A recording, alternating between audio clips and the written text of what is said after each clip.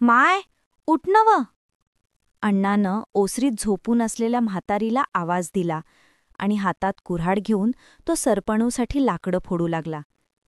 त्याच्या आवाजाने म्हातारी उठली आणि हातात मिसरी घेऊन बाहेरच्या निंबाच्या झाडाखाली येऊन बसली. तोंडात उरून असलेली 4-5 दात ती मिसरीने घासू लागली. गंगानं कळशीभर पाणी म्हातारीच्या जवळ नेऊन ठेवलं आणि गंगा अण्णानं फोडलेलं सरपण घेऊन घरात गेली. तिनं चूल पेटवली आणि चुलीवर चहाचं आंधाण ठेवलं, कारण तोंड धुतल्याबरोबर म्हातारीच्या हातात चहा द्यायचं हा तिचा रतीब होता. बाहेरचा आवाज ऐकून उमा उठून बाहेर आली. तिच्या मागेच मायाही आपल्या बाळाला घेऊन अंगणातल्या झाडाखाली. आपल्या बाळाला मांडीवर घेऊन म्हातारीच्या जवळच येऊन बसली. सर्वजण मायाकडे टक लावून पाहत होते. गंगाही तिच्याकडे पाहतच राहिली. रात्री अंधारात तिचं सौंदर्य गंगाला दिसलं नाही. आता ही सौंदर्याची खाण पाहून तिने तोंडात बोटं टाकली. "गणपा, कोण रही पोरगी?" असं म्हणत म्हातारी मायाच्या जवळ आली आणि तिला निरखून पाहू लागली. म्हातारी अण्णाला गणपा म्हणायची. म्हातारीजवळ असलेला मिसरीचा वास मायाला असह्य झाला. तिने नाक मुरडलं. आपल्या आईच्या प्रश्नाचं उत्तर देण्यासाठी अण्णानं हातातली कुऱ्हाड बाजूला टाकली आणि तोही म्हातारीच्या जवळ येऊन बसला. म्हातारीचं तोंड धुवून झालं. गंगानं लगेच चहाची 2 भरलेली कप आणली. 1 कप म्हातारीला आणि दुसरा कप अण्णाच्या हातात दिला. "सांग पोरी, तुया नाव नवाय आणि तुया गणगोतचं नाव, म्हणजे आपल्याले तुया गणगोत हुडकून काढाले सोपं होईल." अण्णा चहाचा घोट घेत म्हणाला. यांना काहीही माहिती न सांगता इथून पळ काढावा असं मायाला वाटलं, पण अजून दुसऱ्या कुणाला तरी ही माहिती सांगून आपल्याला आपल्या नातेवाईकांचा शोध घ्यावाच लागेल. कुठे ना कुठे कोणावर ना कोणावर विश्वास ठेवावाच लागेल. पुन्हा दुसरे लोक कसे असतील, त्यांनी आपल्याला फसवलं तर, असे अनेक विचार मायाच्या मनात रेंगाळू लागले. विनाकारण वेळ दवडण्यात अर्थ नाही. तिने मनाशी निर्धार केला आणि त्यांना माहिती सांगू लागली. "माझ्या आईला 3 बहिणी आणि 1 भाऊ आहे. भाऊ सर्वात मोठा, त्यानंतर माझी आई, तिच्यानंतर 3 बहिणी." माया बोलत होती आणि ते सर्वजण तिचं बोलणं कानात प्राण आणून ऐकत होते. "ते मूळचे बेडगावचे," माया म्हणाली आणि सर्वजण अचंबित झाले. "तुझ्या आईचं नाव सुशी?" अण्णा उतावीळ होईन म्हणाला. "नाही, सुशी नाही, सुशीला होतं तिचं नाव." माया शांतपणे म्हणाली.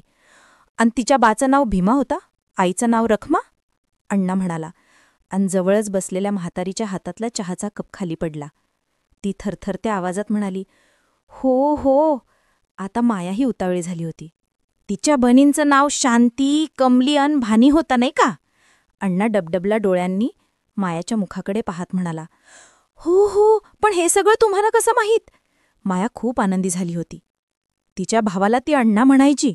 अण्णा, 3 बहिणींचा अण्णा, गणपा. हो, गणपाच. 3 बहिणींचा मोठा भाऊ, अण्णा.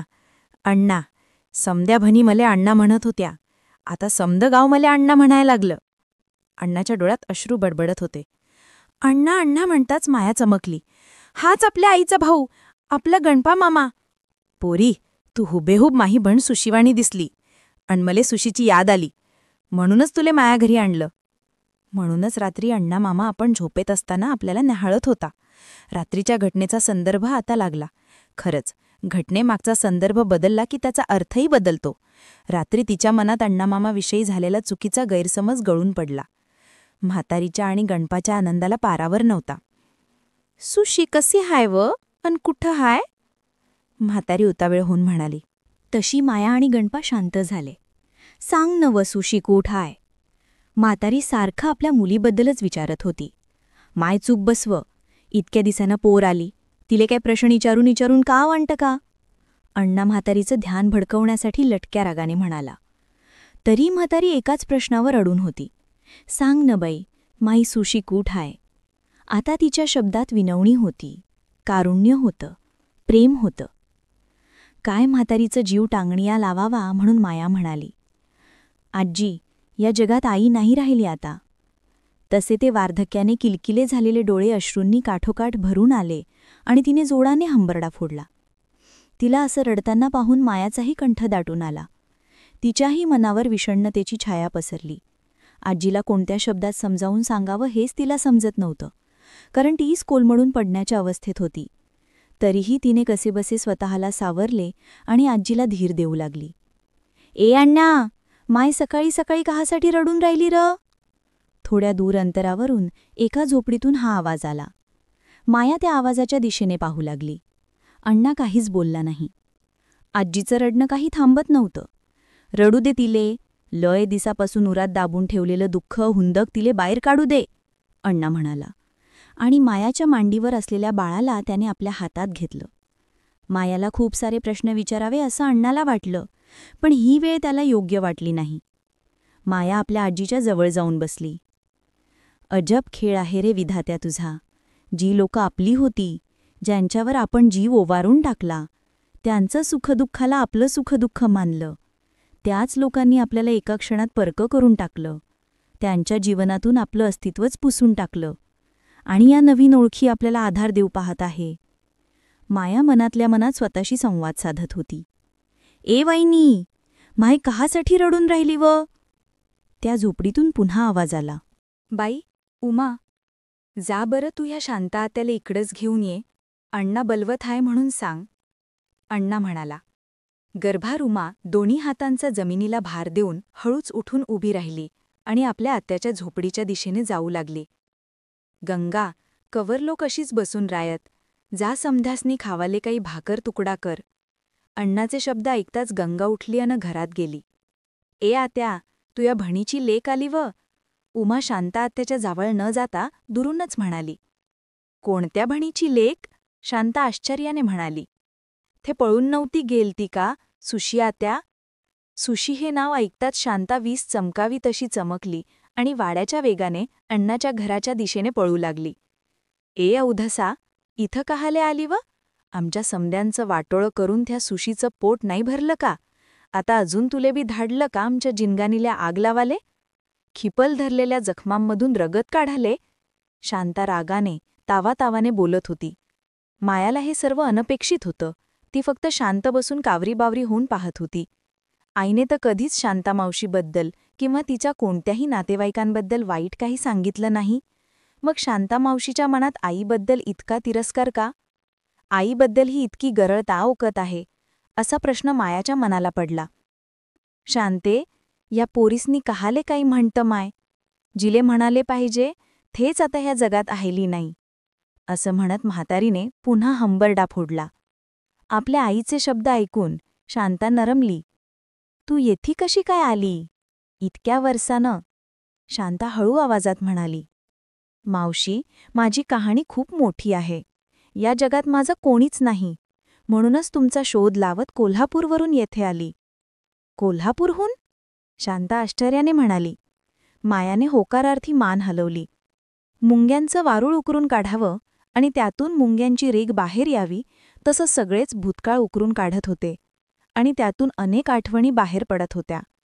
आजी, शांता मावशी, अण्णा मामा सगळेच अश्रू गाळत बसली होती. थोडा वेळ कोणीच कोणाशी काहीही बोललं नाही. उमा कधी मायाकडे तर कधी तिच्या बाळाकडे पाहत होती. शांता मावशीचं उग्र रूप पाहून दुसऱ्या दोन मावशांबद्दल काही विचारायचं धैर्य मायामध्ये राहिलं नाही. ती स्तब्ध बसून होती. "आजी, आजोबा कुठं आहे?" थोड्या वेळाने सगळं अवसान एकवटून माया म्हणाली. "मान, मतराब, इज्जत, आबरू, लोकलाज या समद्याचे गोडवे गात समद्या लेकींचं वाटोळं करून तरणा बांड देखण्या पोरी म्हाताऱ्याले लंगड्या लुळाल्या देऊन आता बसला या मातीच्या पलाट जाऊन, आणि आता खुशाल त्या भीतीवर लटकत हाय आमच्या जीवाची काव पाहूत." मायाला म्हातारीचे झाडीपत्तटीचे काही शब्द समजायचे आणि काही शब्द तिच्या डोक्यावरून जायचे. तिच्या बोलण्यातून आजोबा या जगात नसल्याचं मात्र तिला लक्षात आलं. दिवस वर आला होता, पण यांच्या गोष्टी संपायचं नाव घेत नव्हत्या. "स्वयंपाक झाला म्हणल, समदे जेवण उरकून घेता का? मग बसा दिसभर गोष्टी करत," गंगा म्हणाली. आपापल्या अंघोळी उरकून सर्वजण जेवणासाठी घरात आली. आजही जेवणात पिठलं भाकरच होतं. मायाला ना इथलं जेवण आवडत होतं ना त्यांचं राहणीमान आवडत होतं, पण मायाला मामाच्या परिस्थितीची जाणीव झाली होती. ती काहीही न म्हणता मुकाट्यानं जेवण करू लागली. मायाला आपल्या आईचा आणि या सगळ्यांचा पूर्वइतिहास जाणून घ्यायचा होता आणि या सर्वांना मायाबद्दलही जाणून घ्यायचं होतं. जेवणं उरकून पुन्हा सर्वजण अंगणातल्या निंबाच्या झाडाच्या सावलीत बसले. शांतामावशीही इथेच थांबली होती. सूर्य आपलं उग्ररूप दाखवू लागला होता. मायाच्या आणि तिच्या बाळाच्या जीवाची लाही होऊ लागली होती, पण या सर्वांवर त्या आग ओकणाऱ्या सूर्याचा काहीही परिणाम होत नव्हता. अजून जुन्या आठवणींना ऊत आला. माया सुशीची अशी गत होण्यामागं मीच जबाबदार हाव. मीच तिच्याबद्दल बाच्या मनात वाईट साईट पेरत होतो, अण्णामामा म्हणाला. आजी, मला सांग, माझी आई घरदार सोडून, इतकं कुटुंब सोडून इतक्या दूर कशी काय गेली? माया म्हणाली.